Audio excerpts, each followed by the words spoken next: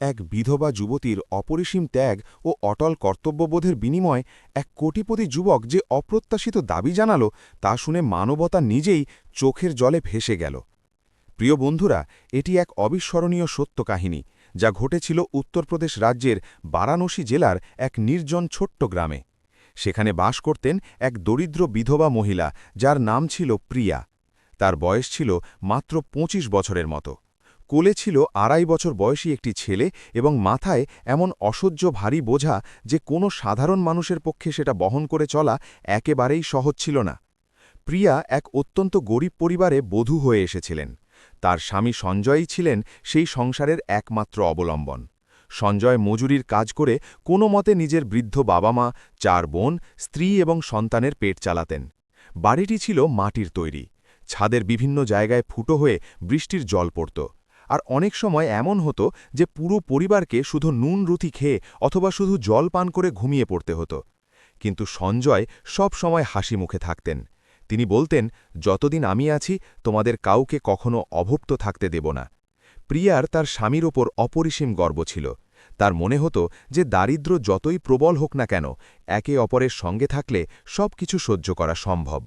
কিন্তু একদিন হঠাৎ করেই সব কিছু শেষ হয়ে গেল। সঞ্জয় কাজ থেকে ফিরছিলেন। রাস্তা পার হবার সময় একটি দ্রুতগামী ট্রাক তাকে ধাক্কা দিয়ে চলে গেল। লোকজন তাকে দ্রুত হাসপাতালে নিয়ে গেল, কিন্তু চিকিৎসকরা তাকে বাঁচাতে সক্ষম হলেন না। খবরটি গ্রামে পৌঁছতেই পুরো বাড়িতে কান্নার রোল উঠে গেল। প্রিয়ার প্রথমে তো বিশ্বাসই হল না। তিনি বারবার বলতে থাকলেন, এমনটা হতেই পারে না, তিনি আমাকে ছেড়ে যেতে পারেন না। কিন্তু সত্যিটা চোখের সামনেই ছিল। তার হাতের চুড়ি ভেঙে গেল, সিঁথির সিঁদুর মুছে দেওয়া হলো, আর মাত্র কয়েক মুহূর্তের মধ্যেই তার সম্পূর্ণ পৃথিবী ধ্বংস হয়ে গেল। সবচেয়ে বড় সংকট তখন দেখা দিল যখন শেষকৃত্যের বিষয় উঠল। বাড়িতে এতটুকু টাকাও ছিল না যে কাঠ কেনা যায়। বৃদ্ধ পিতা গোপাল বারবার মাথা ধরে বসে পড়তেন। তিনি বলতেন, ছেলেকে কাঁধ দেওয়ার জন্যও টাকা চাই, আমি কতটা অসহায়। গ্রামের কয়েকজন লোক দয়া করে সাহায্য করলেন। তখন গিয়ে কোনো মতে সঞ্জয়ের শেষ কাজ সম্পন্ন হতে পারল। সেদিন প্রিয়ার চোখের জলও শুকিয়ে গিয়েছিল। তিনি শুধু নিজের ছেলেকে বুকে জড়িয়ে চুপচাপ বসে রইলেন। সঞ্জয় চলে যাবার পর বাড়িটা পুরোপুরি ভেঙে পড়ল। রোজগার করার মতো আর কেউ বেঁচে রইল না। গোপাল অসুস্থ থাকতেন, মা রাধা দুর্বল ছিলেন। ৪ বোন বড় হচ্ছিল, আর বাড়িতে খাবার জোগাড় করাও ক্রমশ অসম্ভব হয়ে উঠছিল। কিছুদিন পর গোপাল আর রাধা প্রিয়াকে নিজেদের কাছে বসালেন। দুজনের চোখ লাল ছিল, চেহারা ক্লান্ত ছিল। গোপাল ধীর গলায় বললেন, মা, তুই এখনও অনেক ছোট, পুরো জীবন পড়ে আছে। তুই যদি দ্বিতীয় বিয়ে করতে চাস তবে আমাদের কোনো আপত্তি নেই। প্রিয়া চুপ রইলেন, তিনি কিছুই বললেন না। রাধা কাঁদতে কাঁদতে বললেন, ব্যাস একটাই অনুরোধ, যদি তুই কোথাও যাস তবে নিজের ছেলেকে এখানেই রেখে যাস। এখন ওই আমাদের বেঁচে থাকার সম্বল, ওই আমাদের সঞ্জয়ের শেষ স্মৃতি। কথা শুনতেই প্রিয়া নিজের ছেলেকে আরও শক্ত করে বুকে জড়িয়ে নিলেন। তার চোখ থেকে জল বইতে লাগল। কয়েক মুহূর্ত পর তিনি ধীরে ধীরে বাচ্চাটিকে নিজের শাশুড়ির কোলে রাখলেন এবং বললেন, মা, এ আপনারই, চিরকাল আপনারই থাকবে। কিন্তু আমি কি আপনাদের কেউ নই? 2 বৃদ্ধ বৃদ্ধা তার দিকে তাকাতে লাগলেন। প্রিয়া দৃঢ় গলায় বললেন, আমি কোথাও যাব না। আপনাদের এই অবস্থায় ছেড়ে কি করে যেতে পারি? এখন আপনারা যা খাবেন আমিও তাই খাব। যে কষ্ট আপনাদের হবে আমারও সেটাই হবে। যতদিন আমি বেঁচে আছি এই সংসার আমি ভাঙতে দেব না। তার কথা শুনে রাধা ডুকরে কেঁদে উঠলেন। গোপাল কাঁপা কাঁপা হাতে তার মাথায় হাত রাখলেন। সেদিন প্রথমবার তাদের মনে হল যে তাদের ছেলে হয়তো চলে গেছে, কিন্তু সংসার এখনও পুরোপুরি অনাথ হয়নি। এরপর প্রিয়া সংসারের দায়িত্ব নিজের কাঁধে তুলে নিলেন। তিনি সকালে তাড়াতাড়ি উঠতেন, বাড়ির কাজ করতেন, আর তারপর কাজের খোঁজে বেরিয়ে পড়তেন। অনেক জায়গায় তাকে না করে দেওয়া হলো, অনেক জায়গায় কম টাকা দেওয়ার কথা হলো, কিন্তু শেষমেশ শহরের একটি কাপড়ের দোকানে তার কাজ জুটে গেল। মাসে ৭,০০০ টাকা পেতেন। টাকার অঙ্কটা খুবই কম ছিল, কিন্তু সেই সময় ওটাই তাদের জন্য জীবনরেখা হয়ে দাঁড়াল। প্রিয়া প্রতি মাসে পুরো টাকাটা এনে তার শাশুড়ির হাতে তুলে দিতেন। নিজের জন্য তিনি কিছুই জমাতেন না। কম টাকায় সংসার চালানো সহজ ছিল না। কখনো ডাল হতো, কখনো শুধু ভাত, আর অনেক দিন শুধু নুন রুটি খেয়েই দিন কাটত। তবুও প্রিয়া কখনো কোনো অভিযোগ করলেন না। তিনি সবসময় বলতেন, ভগবান একটা রাস্তা বন্ধ করেছে তো অন্য রাস্তা নিশ্চয়ই খুলবে। কিন্তু তিনি জানতেন না যে দুনিয়াটা এত সহজ নয়। দোকানে আসা যাওয়া করা অনেক লোক তার উপর খারাপ নজর দিতে লাগল। কিছু লোক সাহায্যের বাহানায় কাছে আসার চেষ্টা করত। কেউ টাকার লোভ দেখাত, তো কেউ আবার খোলাখুলি নির্লজ্জতা দেখাত। প্রিয়া প্রতিবারই নজর নামিয়ে চুপচাপ সেখান থেকে সরে যেতেন। তিনি শুধু একটা কথাই জানতেন, তাকে যে কোনো মূল্যে নিজের পরিবারকে বাঁচাতে হবে। সময় কাটতে লাগল। 1 বছর পেরিয়ে গেল, কিন্তু পরিস্থিতির বিশেষ কোনো উন্নতি হল না। উল্টে মুশকিল আরও বেড়েই চলছিল। আর তারপর একদিন দোকানের মালিকই এমন একটা কথা বলে বসল, যা শুনে প্রিয়ার পায়ের তলার মাটি সরে গেল। সেদিন দোকান বন্ধ করার সময় হয়ে গিয়েছিল। বাকি কর্মচারীরা চলে গিয়েছিল। মালিক প্রিয়াকে দাঁড়াতে বলল। তিনি ভাবলেন হয়তো কোনো কাজ আছে, তাই চুপচাপ দাঁড়িয়ে রইলেন। কিন্তু কিছুক্ষণের মধ্যেই তিনি বুঝতে পারলেন যে ব্যাপারটা কাজের নয়। মালিক চেয়ারে হেলান দিয়ে বসে বলল, দেখো প্রিয়া, তুমি পরিশ্রমী। কিন্তু তুমি তো জানো যে চাকরি বাঁচিয়ে রাখার জন্য একটু সহযোগিতা করতে হয়। প্রিয়া সব বুঝে গেলেন। তার বুক ধড়ফড় করতে লাগল। তিনি মাথা নিচু করে নিলেন আর ধীর গলায় বললেন, মালিকবাবু, আমি শুধু কাজই করতে পারি, আর অন্য কিছু নয়। মালিক হেসে ফেলল। এ তো কড়াকড়ি ভালো নয়, তোমাকেও তো সংসার চালাতে হবে, ভেবে দেখো। প্রিয়া কোনো কথা না বলেই বাইরে বেরিয়ে এলেন। সারা রাস্তা তার পা টলছিল। বাড়ি পৌঁছতেই তিনি শাশুড়ির সামনে বসে পড়লেন আর দুকরে কেঁদে উঠলেন। অনেকক্ষণ পর্যন্ত তিনি কিছুই বলতে পারলেন না। রাধা ঘাবড়ে গিয়ে জিজ্ঞেস করলেন, কি হলো মা? প্রিয়া চোখের জল মুছতে মুছতে বললেন, মা, এবার থেকে আমি আর ওখানে কাজ করব না, যা হওয়ার হোক। তিনি পুরো কথাটা খুলে বললেন না, কিন্তু এটুকুই বললেন যে ওখানে থাকাটা আর সুরক্ষিত নয়। গোপাল আর রাধা সব বুঝে গেলেন। তারা তাকে আর কোনো প্রশ্ন করলেন না। সেই রাতে বাড়িতে উনুন জ্বলল না, কিন্তু প্রিয়ার চোখে মুখে এক অদ্ভুত শান্তি ছিল, যেন তিনি নিজের সম্মান বাঁচাতে পেরেছেন। পরের দিনই তিনি ঠিক করে নিলেন যে এখন তিনি আর কারোর কাছে চাকরি করবেন না, তিনি নিজের কাজ করবেন, তা সে যতই ছোট হোক না কেন। টাকা একেবারেই ছিল না, বাড়িতে সঞ্চয় বলে কিছুই ছিল না। অনেক ভাবার পর তিনি গ্রামেরই এক লোকের থেকে ধার করে 3টি ছাগল কিনে নিলেন। লোকেরা মজা ওড়াল, 3টে ছাগল দিয়ে কি এমন পাহাড় উল্টে যাবে। কিন্তু প্রিয়া কারোর কথায় কান দিলেন না। তিনি রোজ সকালে ছাগল নিয়ে ক্ষেতের দিকে চলে যেতেন, ঘণ্টার পর ঘণ্টা রোদে বসে থাকতেন আর সন্ধেবেলা ফিরে আসতেন। ধীরে ধীরে ছাগলের সংখ্যা বাড়তে লাগল।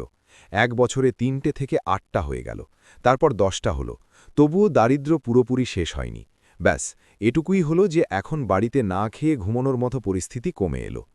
একদিন দুপুরবেলা প্রিয়া ক্ষেতের ধারে গাছের ছায়ায় বসেছিলেন। ছাগলগুলো আশেপাশে চড়ে বেড়াচ্ছিল। তখনই দূর থেকে একটি চকচকে গাড়ি আসতে দেখা গেল। এমন গাড়ি গ্রামে খুব কমই দেখা যেত। গাড়িটি এসে কিছুটা দূরে থামল। তা থেকে প্রায় 35 বছর বয়সী একজন লোক নামল। পরিষ্কার পরিচ্ছন্ন জামাকাপড়, চোখে চশমা আর হাতের দামি মোবাইল। তিনি ছাগলগুলোর দিকে তাকাতে লাগলেন আর তাদের ছবি তুলতে লাগলেন। প্রিয়া সতর্ক হয়ে গেলেন। তার ভয় লাগল যে তিনি কোথাও ছাগল চুরির মতলবে আসেননি তো। তিনি তড়িঘড়ি উঠে তার কাছে পৌঁছলেন।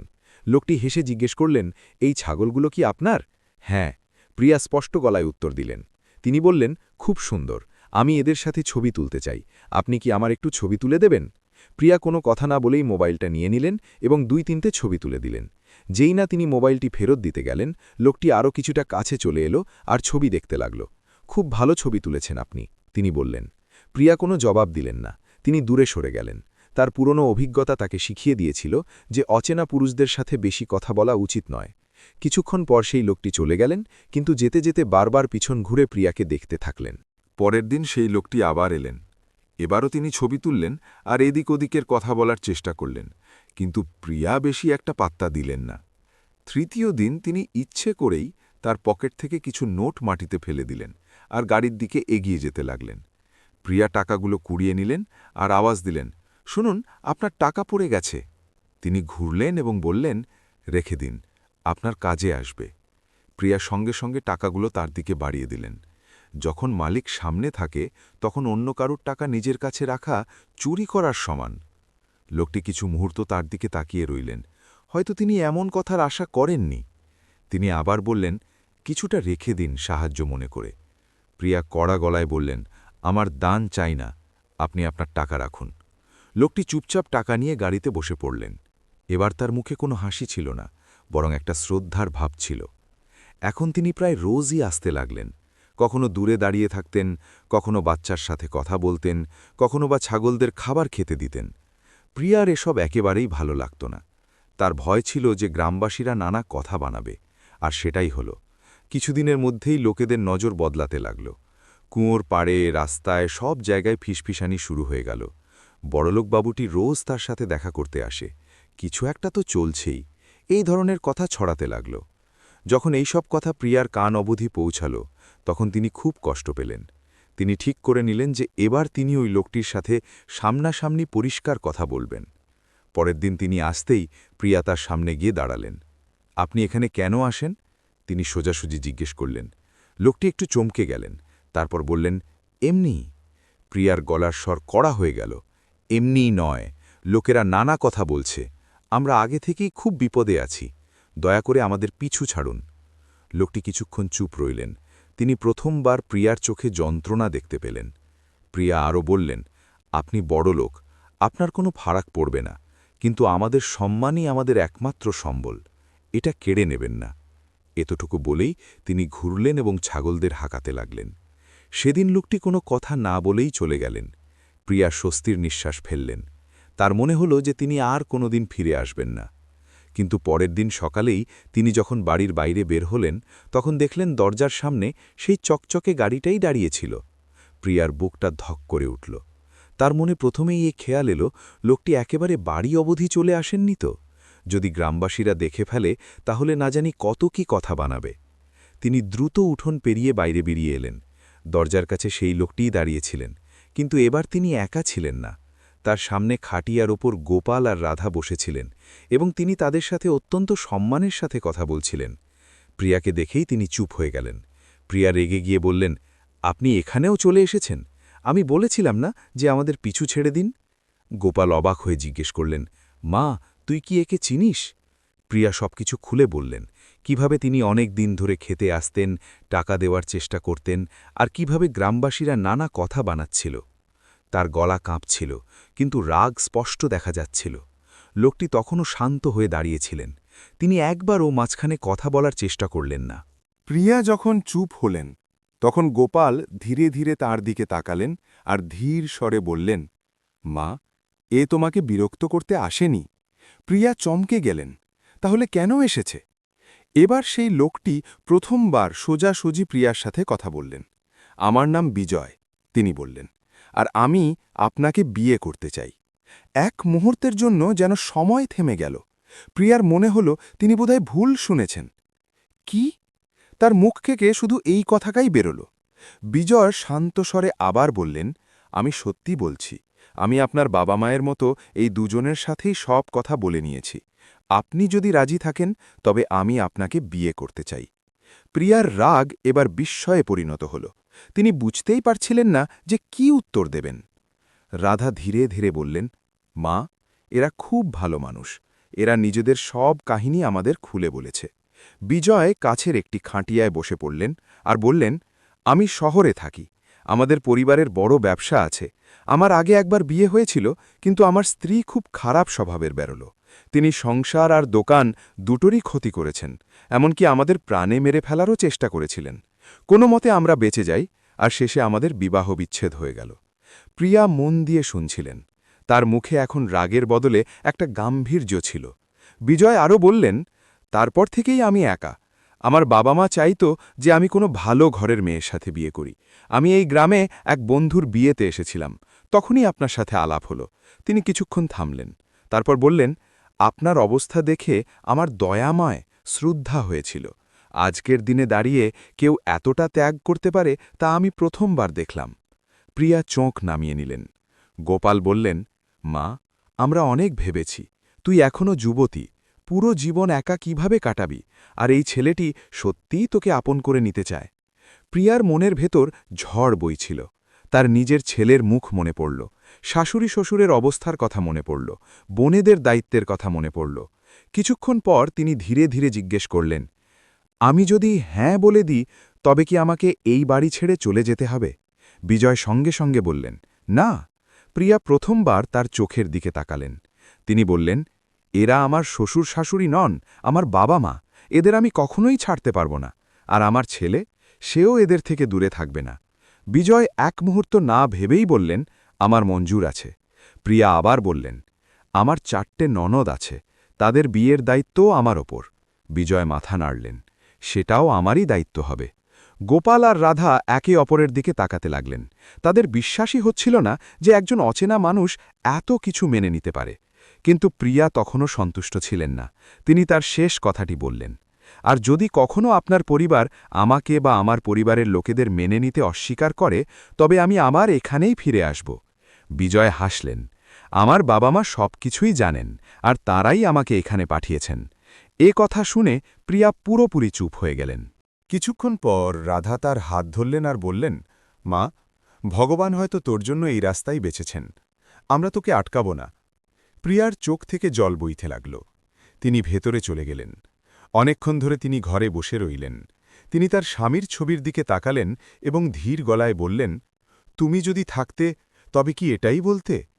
কোনো উত্তর এল না, কিন্তু তার মন সিদ্ধান্ত নিয়ে নিল। তিনি বাইরে এলেন আর ধীর গলায় বললেন, আপনি যদি আমার শর্ত মানেন তবে আমারও মঞ্জুর আছে। বিজয়ের মুখে প্রথমবার মন খোলা হাসি দেখা গেল। গোপালের চোখে জল চলে এলো। তিনি হাত জোড় করে আকাশের দিকে তাকালেন, যেন ভগবানকে ধন্যবাদ দিচ্ছিলেন। কয়েকদিনের মধ্যেই মন্দিরে খুব সাদামাটাভাবে বিয়ে হয়ে গেল। না কোনো বাজনা, না ভিড়, ব্যাস হাতে গোনা কয়েকজন মানুষ আর সত্যিকারের আশীর্বাদ। যখন বিদায়ের সময় এলো তখন বাড়ির পরিবেশ খুব ভারী হয়ে গেল। রাধা প্রিয়াকে জড়িয়ে ধরে কাঁদতে লাগলেন। বোনেরা তাকে আঁকড়ে ধরল, আর ছোট ছেলেটিও কিছু না বুঝেই কাঁদতে লাগল। প্রিয়ার অবস্থাও খারাপ ছিল, কিন্তু তিনি নিজেকে সামলে নিলেন। তিনি বললেন, আমি যাচ্ছি, কিন্তু ছেড়ে যাচ্ছি না। সবকিছু ঠিক করতে যাচ্ছি। গাড়ি চলতে লাগল। প্রিয়া জানালা দিয়ে বাইরে হাত নাড়তে থাকলেন, যতক্ষণ না বাড়িটা চোখের আড়াল হয়ে গেল। কিন্তু যেতে যেতে তিনি মনে মনে একটা প্রতিশ্রুতি দিলেন, তিনি এই বাড়িটিকে কোনো দিন ভুলবেন না। যাই হোক বন্ধুরা, গাড়ি অনেকটা দূর এগিয়ে গিয়েছিল, আর প্রিয়ার জীবন একটা নতুন মোড়ে এসে দাঁড়িয়েছিল। গ্রামের কাঁচা রাস্তা পিছনে পড়ে থাকল, আর সামনে পাকা চওড়া রাস্তা শুরু হয়ে গেল। প্রিয়া এর আগে কখনো এত লম্বা যাত্রা করেননি। তার কাছে সবকিছুই নতুন ছিল। দ্রুতগামী গাড়ি, বড় বড় ব্রিজ, উঁচু বহুতল। তিনি জানালা দিয়ে বাইরের দিকে তাকিয়েই রইলেন, কিন্তু তার মনে আনন্দের চেয়ে চিন্তাই বেশি ছিল। বারবার তার শ্বশুর শাশুড়ি আর বাড়ির কথা মনে পড়ছিল। তিনি নিজের ছেলেকে কোলে শক্ত করে জড়িয়ে ধরে বসেছিলেন, যেন কেউ তাকে ছিনিয়ে না নেয়। বিজয় ধীর গলায় বললেন, ভয় পাবেন না, এবার সব ঠিক হয়ে যাবে।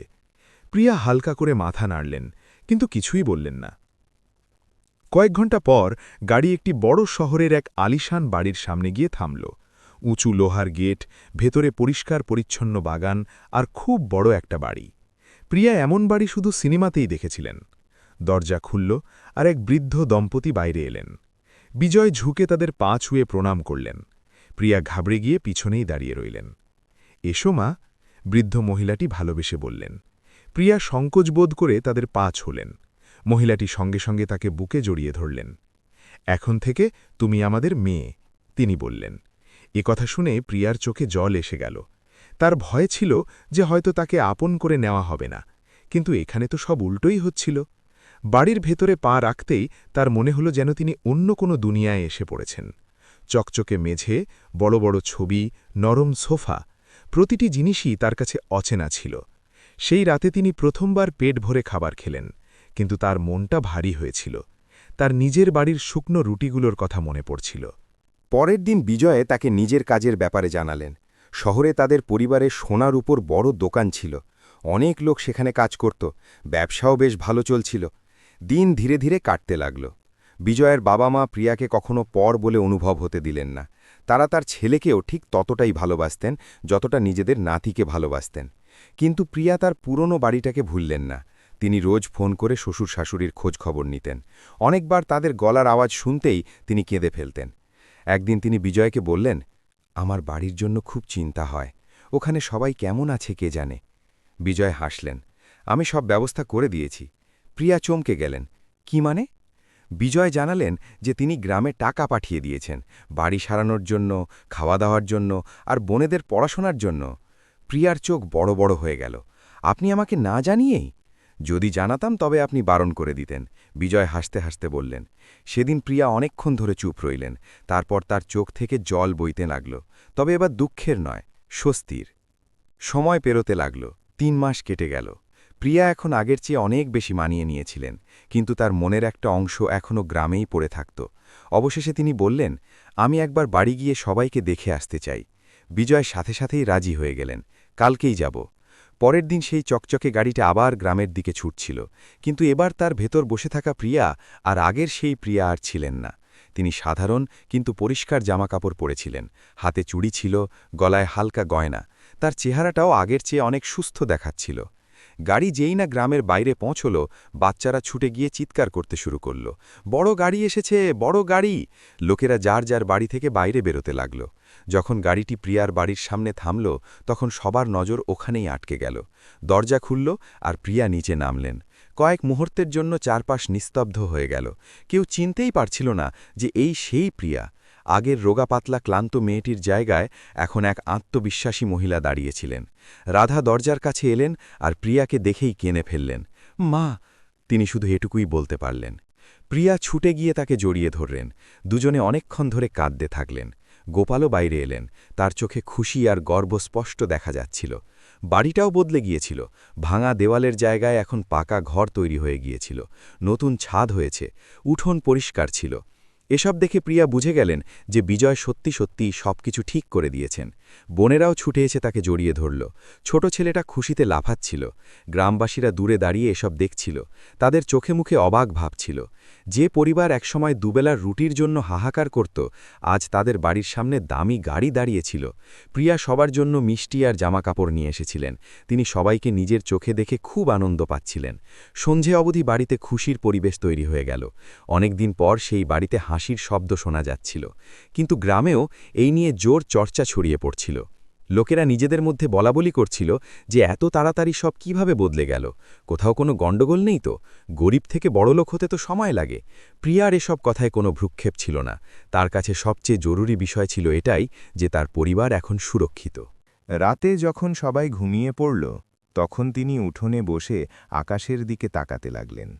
সেই একই পুরনো উঠোন, একই পুরনো তারা, কিন্তু জীবন পুরোপুরি বদলে গিয়েছিল। আর তখনই তার মনে হল যে এই পরিবর্তন তো সবেমাত্র শুরু। পরের দিন সকাল হতেই সারা গ্রামে আবার হইচই শুরু হয়ে গেল। লোকেরা নানা বাহানায় বাড়ির সামনে দিয়ে যেত, উঁকি মেরে দেখত আর নিজেদের মধ্যে কথা বলত। কারোর চোখে মুখে আনন্দ ছিল, কারোর মনে ঈর্ষা, আর কারোর তো এখনও বিশ্বাসই হচ্ছিল না। প্রিয়া এসবের দিকে কোনো নজর দিলেন না। তিনি আগের মতোই নিজের কাজে লেগে পড়লেন। তিনি রান্নাঘরের দায়িত্ব সামলালেন, শাশুড়ির সাথে বসে গল্প করলেন, বোনেদের মাথায় হাত বুলিয়ে দিলেন। তার মনে কোনো অহংকার ছিল না। জলখাবারের পর বিজয় গোপালকে বললেন, বাবা, আমি আপনার সাথে একটা জরুরি কথা বলতে চাই। গোপাল একটু ঘাবড়ে গেলেন। বলো বাবা। বিজয় অত্যন্ত সম্মানের সাথে বললেন, এবার আপনার আর মজুরি বা চিন্তা করার কোনো দরকার নেই। আমি শহরে ডাক্তারের সাথে কথা বলে নিয়েছি, আপনার চিকিৎসা ওখানেই হবে। গোপালের চোখ জলে ভরে এলো। বাবা, আমরা তো জীবনে কোনোদিন ডাক্তারের কাছে যাওয়ার সাহস পর্যন্ত করিনি। বিজয় তার হাত ধরে নিলেন। এখন আপনি আমার বাবার মতো। রাধাও কাছে বসেছিলেন, তিনি কাঁদতে লাগলেন। কিন্তু এই কান্না দুঃখের নয়, স্বস্তির ছিল। তারপর বিজয় বোনেদের দিকে তাকালেন আর বললেন, তোমাদের পড়াশোনা আর বিয়ে দুটোর দায়িত্বই এখন আমার, কিন্তু আগে পড়াশোনা শেষ করতে হবে। চার বোন একে অপরের দিকে তাকাতে লাগল। তাদের যেন বিশ্বাসই হচ্ছিল না যে তাদের জীবনও বদলাতে পারে। সেদিন প্রথমবার ওই বাড়িতে ভবিষ্যতের কথা হচ্ছিল, শুধু দিন কাটানোর নয়। দুপুর গড়াতেই সারা গ্রাম জেনে গেল যে প্রিয়া এখন বড়লোকের বাড়ির বউ হয়ে গেছেন, আর তার স্বামী একজন অনেক বড় ব্যবসায়ী। কিছু লোক দেখা করতেও এলো। আগে যারা মুখ ফিরিয়ে নিত, তারাই এখন মিষ্টি মিষ্টি কথা বলছিল। সন্ধেবেলা প্রিয়া বাড়ির বাইরে দাঁড়িয়েছিলেন। তখনই এক বয়স্কা মহিলা এলেন। তিনি বললেন, মা, ভগবান তোমাকে সবসময় ভালো রাখুক, তুমি তোমার পুরনো বাড়িকে ভুলে যাওনি, এটাই সবচেয়ে বড় কথা। প্রিয়া তার পা ছুঁয়ে প্রণাম করলেন আর হাসলেন। এরপর তিনি বিজয়কে বললেন, আমি চাই আমরা এখানে সবসময় আসা যাওয়া করি। এই বাড়িটা সবসময় তেমনই থাকুক যেমনটা আগে ছিল, আমাদের নিজেদের বাড়ি। বিজয় সঙ্গে সঙ্গে বললেন, এই বাড়ি এখন আগের চেয়েও অনেক বেশি সুরক্ষিত থাকবে। গ্রামে কিছুদিন কাটানোর পর শহরে ফিরে যাওয়ার সময় চলে এলো। এবার বিদায়বেলা আগের মতো এতটা কষ্টকর ছিল না, কারণ সবাই জানত যে প্রিয়া আর দূরে হারিয়ে যাবেন না। তিনি যখন খুশি ফিরে আসতে পারবেন। গাড়ি চলতে লাগল। রাধা এবং গোপাল দরজায় দাঁড়িয়ে হাত নাড়ছিলেন, কিন্তু তাদের চোখে মুখে এখন আর কোনো ভয় ছিল না, ভরসা ছিল। রাস্তায় প্রিয়া ধীরে ধীরে বললেন, যদি সেদিন আমি হার মেনে নিতাম তবে হয়তো আজ এই সব কিছুই হতো না। বিজয় হাসলেন, আপনি হার মানেননি, তাই ভগবান আপনাকে জয় এনে দিয়েছেন। প্রিয়া জানালা দিয়ে বাইরে তাকালেন। ক্ষেত, গাছপালা, কাঁচা রাস্তা সব পিছনে ফেলে এগিয়ে যাচ্ছিল, কিন্তু এবার তার মনে কোনো শূন্যতা ছিল না। তিনি অনুভব করছিলেন যে জীবন তার কাছ থেকে অনেক কিছু কেড়ে নিয়েছে ঠিকই, কিন্তু বদলা হিসেবে তাকে সম্মান, সুরক্ষা আর একটা নতুন পরিবারও দিয়েছে। 2 বছর কেটে গেল। এখন প্রিয়া শহরে সম্মানের সাথে থাকছিলেন। তার ছেলে ভালো স্কুলে পড়তে শুরু করেছিল, বোনেদের পড়াশোনা চলছিল, আর দুজনের ভালো ঘরে বিয়েও হয়ে গিয়েছিল। গোপালের চিকিৎসা চলছিল এবং তার শরীর আগের চেয়ে অনেকটাই ভালো ছিল। সবচেয়ে বড় কথা হলো, এখন ওই পরিবারটি আর কারোর ওপর নির্ভরশীল ছিল না। গ্রামে আজও লোকেরা ওই বাড়ির গল্প শোনায়। লোকেরা বলে, যে বাড়িতে একসময় শেষকৃত্য করার মতো টাকা ছিল না, আজ সেখানে খুশি বিরাজ করে। আর যখনই কোনো চকচকে গাড়ি সেই গ্রামে ঢোকে, বাচ্চারা আজও দৌড়ে গিয়ে বলে, দেখো প্রিয়া দিদি এসেছে। প্রিয়া প্রতিবারই সেই একই সাদামাটাভাবে গাড়ি থেকে নামেন, সবার পা ছুঁয়ে প্রণাম করেন, উঠোনে বসেন, যেন কিছুই বদলায়নি। কারণ তার কাছে বড়লোকি ভাব গাড়ি বা গয়নায় ছিল না। তার কাছে বড়লোকি ছিল ওই পরিবারের মুখের হাসিতে, যাকে তিনি ভেঙে যাওয়ার হাত থেকে বাঁচিয়েছিলেন। কখনো কখনো রাতে তিনি চুপচাপ আকাশের দিকে তাকান আর মনে মনে বলেন, দেখছ তো, আমি হার মানিনি। আর সত্যিটা এটাই, সেদিন যদি এক বিধবা মহিলা নিজের পরিস্থিতির সামনে হার মেনে নিত, তবে হয়তো একটা আস্ত পরিবার চিরকালের জন্য অন্ধকারে তলিয়ে যেত। কিন্তু তিনি সাহস বেছে নিয়েছিলেন, আর সেই সাহসই তার ভাগ্য বদলে দিয়েছিল। বন্ধুরা, এই গল্প থেকে আমরা এটাই শিক্ষা পাই যে মানুষের আসল জোর তার পরিস্থিতি নয়, বরং তার চরিত্র আর সাহস হয়। দারিদ্র্য, দুঃখ আর একাকিত্ব কাউকে ভেঙে চুরমার করে দিতে পারে, কিন্তু যে মানুষ নিজের আদর্শের সাথে আপোষ করে না, সেই শেষে গিয়ে সম্মান এবং সুখ লাভ করে। প্রিয়ার কাছে না কোনো টাকা ছিল, না কোনো ভরসা, না কোনো বড় শক্তি। তবুও তিনি নিজের সম্মান, নিজের পরিবার আর নিজের কর্তব্যকে হাতছাড়া হতে দিলেন না। তিনি সহজ রাস্তা বেছে নেননি, সঠিক রাস্তা বেছে নিয়েছিলেন। আর যখন মানুষ সঠিক রাস্তায় অটল থাকে, তখন একটু দেরিতে হলেও জীবন তাকে তার অধিকার নিশ্চয়ই ফিরিয়ে দেয়। এই কাহিনী আমাদের এটাও শেখায় যে ভালো কাজ কখনো বিফলে যায় না, আর সত্যিকারের ত্যাগ কখনো অদেখা থেকে যায় না। এবার আপনি বলুন, যদি আপনি প্রিয়ার জায়গায় থাকতেন, তবে কি আপনিও এত কঠিন পরিস্থিতিতে নিজের শ্বশুর বাড়ির সাথে থাকতেন, নাকি নিজের নতুন জীবন শুরু করার জন্য অন্য কোনো রাস্তা বেছে নিতেন? আজকের দিনে দাঁড়িয়ে কেউ কি এত বড় ত্যাগ করতে পারে? আপনার মতামত কমেন্টে অবশ্যই লিখে জানাবেন। যদি আপনাদের এমন সত্যি, আবেগপ্রবণ এবং হৃদয় ছুঁয়ে যাওয়া গল্পগুলো পছন্দ হয়, তবে ভিডিওটিতে লাইক অবশ্যই করবেন। কালাম ভয়েস চ্যানেলটিকে সাবস্ক্রাইব করবেন। আবার দেখা হবে নতুন একটি গল্পের সাথে।